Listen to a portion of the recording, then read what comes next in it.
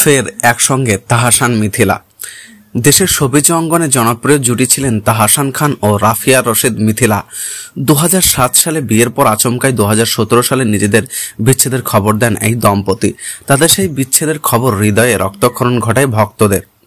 বিচ্ছেদের বছরখানেক বাদে ওপার বাংলার নির্মাতা সৃজিত মুখার্জির গলায় মালা দেন মিথিলা। অন্যদিকে নতুন করে আর সংসার শুরু করেননি তাহসান, ব্যস্ত থেকেছেন নিজের কেরিয়ার ও ব্যক্তিজীবন নিয়েই।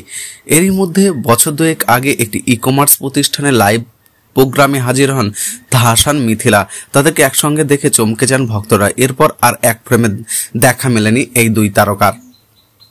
তবে নতুন খবর হচ্ছে আবার একসঙ্গে হচ্ছেন তাহসান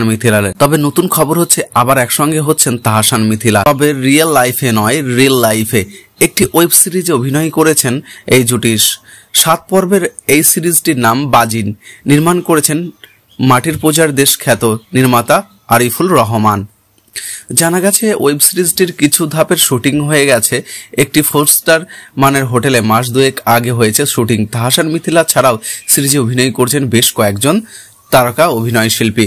সিরিজটিতে তাহসান অভিনয় করেছেন একজন ক্রিকেটার চরিত্রে, আর মিথিলাকে দেখা গেছে সাংবাদিক চরিত্রে।